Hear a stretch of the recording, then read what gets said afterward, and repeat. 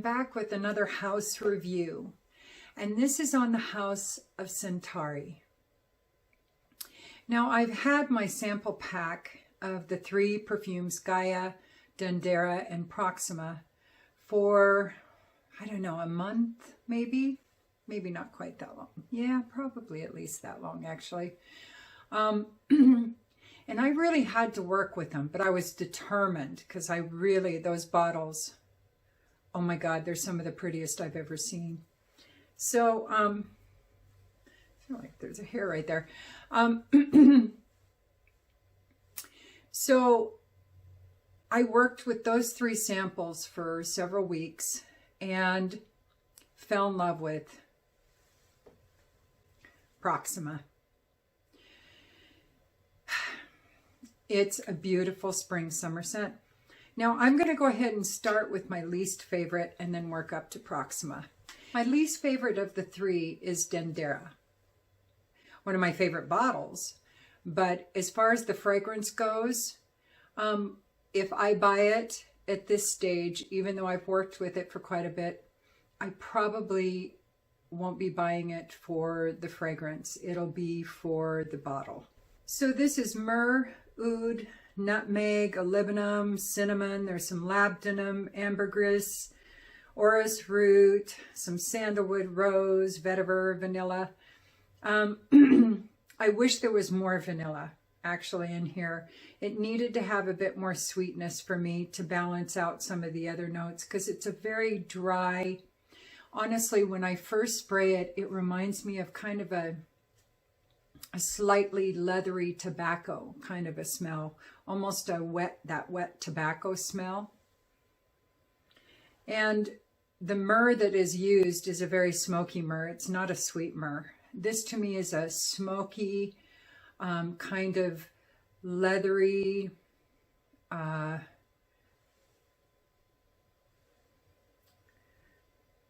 very earthy, almost tobacco leaf kind of a smell.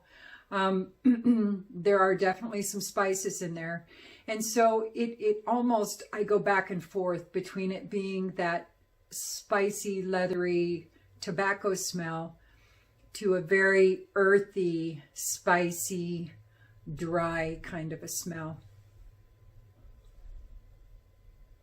It's one of those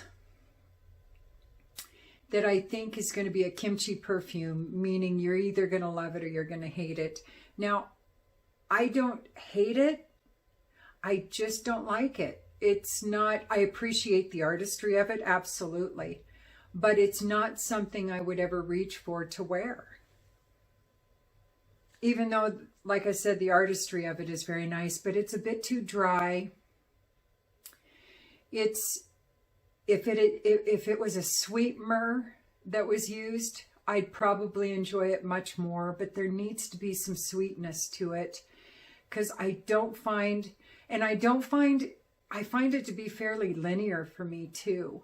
I wish there was some movement in it, more movement in it. That would give me other stages to either potentially like more than I do the beginning of it and the mid of it. But it doesn't have a lot of movement for me. It lasts pretty well. It's about 6-7 hours, so it lasts pretty well. And this isn't even one that I would buy for my husband to wear either, because I don't find it a turn-on kind of a perfume. I find it really interesting. And I could totally see other people falling in love with it. I really could. But for me, I need more sweetness in there.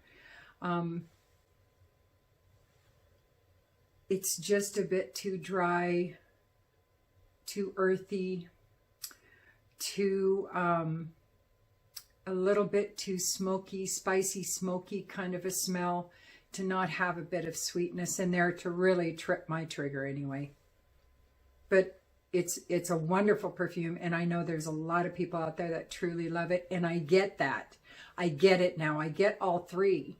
It's just not one I would reach for, but I probably will buy it because that bottle, it's stunning. It's absolutely stunning. But again, I don't think I'd be buying it for the perfume itself. But it's amazing. It's a pretty artistic composition for sure. Yeah.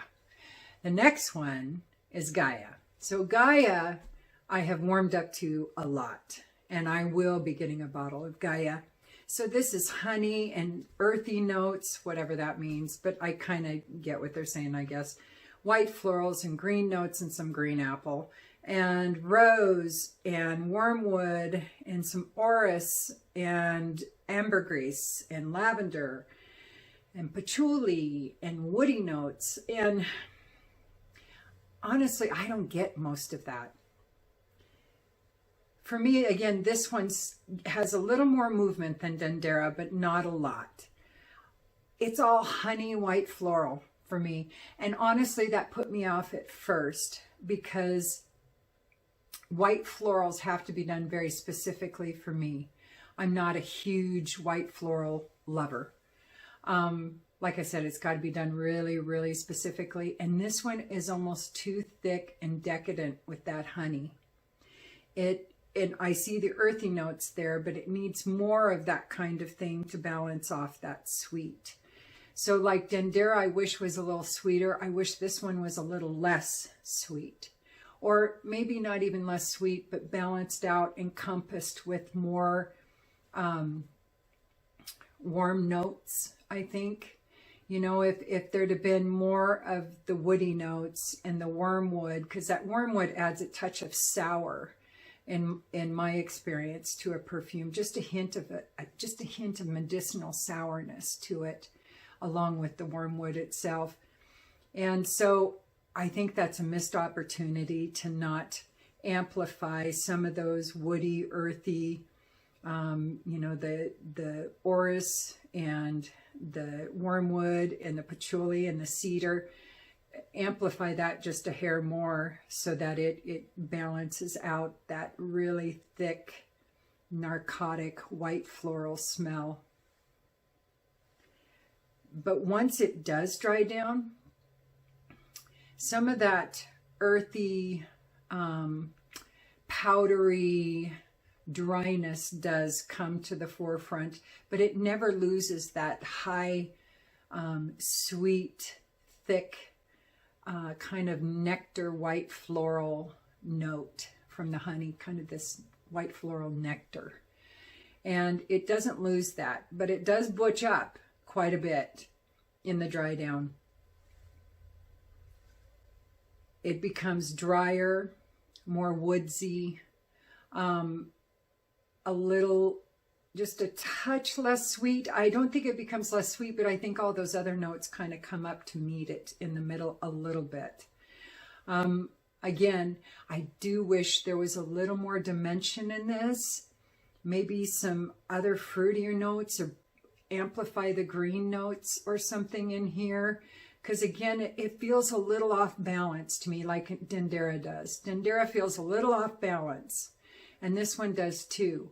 Now, the thing is that I have accidentally, because I've been testing it one side of my hand and the other, and then I get the mixture of the two, and wow, that's kind of nice. So I might be doing that, just blending them together, because I really, really like Gaea.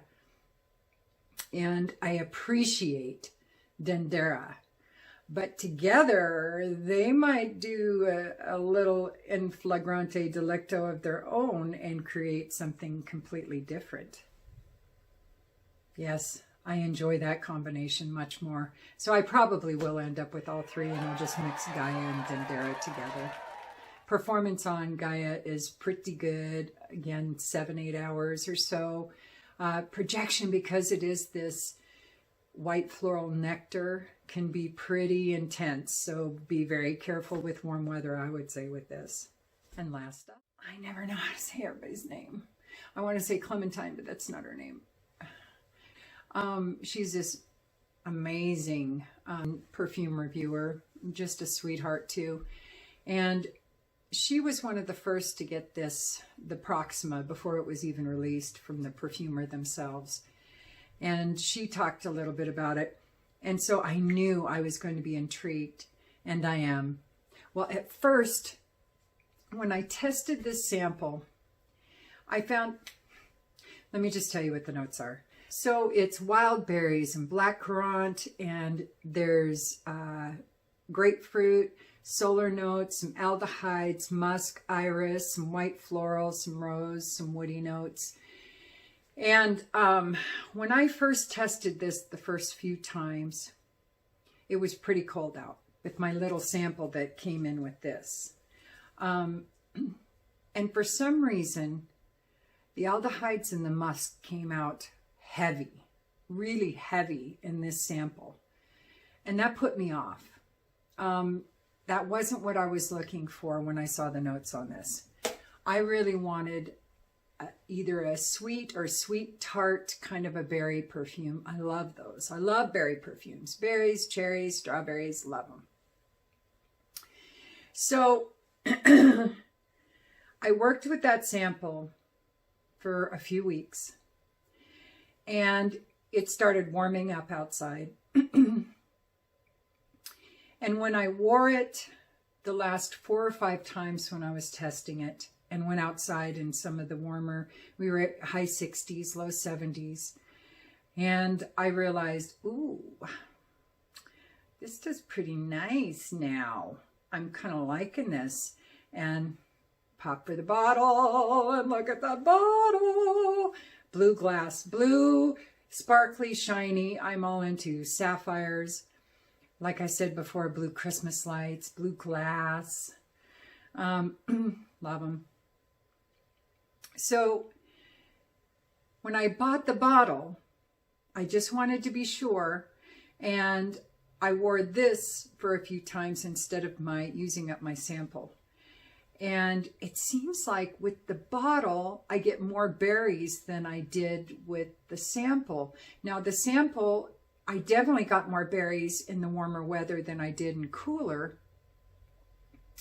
But with the bottle, it seems like there's even more. I don't know. I don't understand. It doesn't make any sense. And it's probably all psychosomatic. So, because this is this beautiful tart berry with a hint of sweetness to it. And there's almost a hint of booziness to it, like a berry brandy kind of a note in there.